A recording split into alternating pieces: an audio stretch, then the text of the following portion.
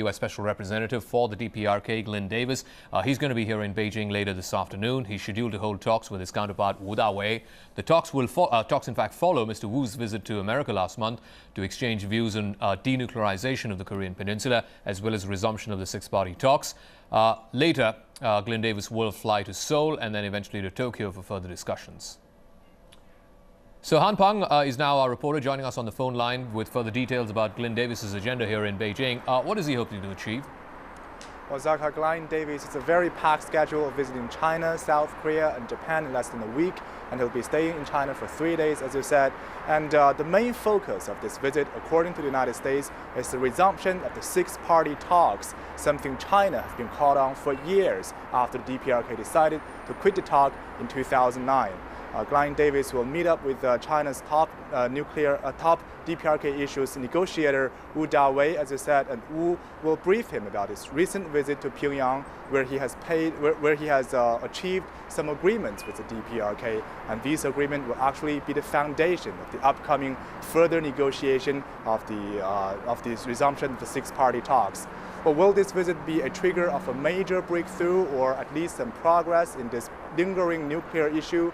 We are not sure, but what we know is that the DPRK since earlier this year have been flaming up tensions with the United States as well as South Korea by declaring that it is in a state of war against South Korea and threatening to use nuclear weapons against the United States. And this September, the DPRK has restarted its Yongbyon nuclear reactors. Zaka?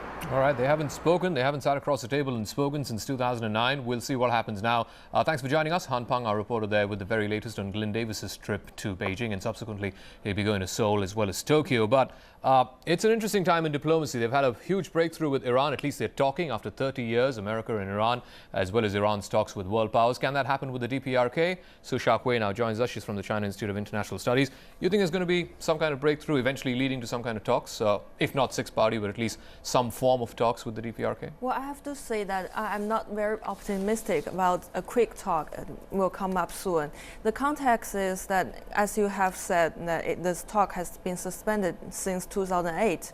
And since then, I suppose the related parties have failed to communicate with each other very well, especially between the United States and the DPRK. So that is the difficulties we are facing. And the more difficulty, I believe that there's little progress in every party's positions. When they talk with each other, they need to make compromises with each other. But I suppose the current context is still that the Western parties trying to push more pressure on the DPRK to force this country to give up its nuclear weapons.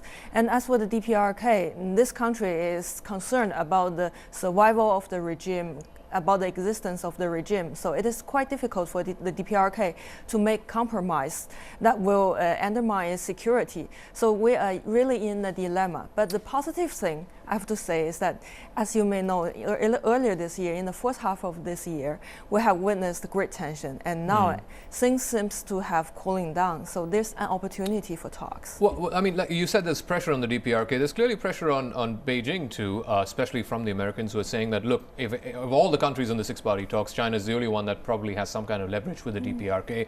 This has been an interesting year in Chinese diplomacy vis-a-vis the DPRK. We've heard some plain speaking from some very senior officials here in China, a lot of high-level visits to Pyongyang as well. Walk us through a little bit more about what some are saying is a calibration of China's DPRK policy. Well, I have to say that if you notice the situation in the whole year, you may find out one thing, that China is more tough in our wording with the DPRK. In this year, we have reformed again and again about the denuclearization. And if you can remember some of the remarks by high-level Chinese officials, you may notice that they said that we cannot tolerate anybody to make trouble in our neighborhoods. Something like that. That means that China is very serious in addressing the DPRK issue and other issues as well. So that is maybe the basic for China and the US and other parties to talk with each other together. That means that we have the same destination to go.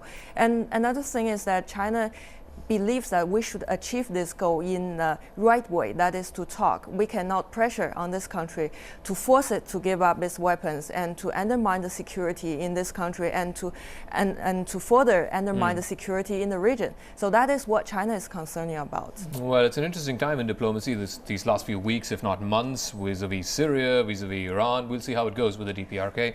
Thanks for joining us, Su Shahui from the China Institute of International Studies, giving us her thoughts and perspective as to whether or not all this back and forth, all these trips being made by American representatives, Chinese representatives, will that eventually lead to the big question that is there going to be some kind of talks with the DPRK?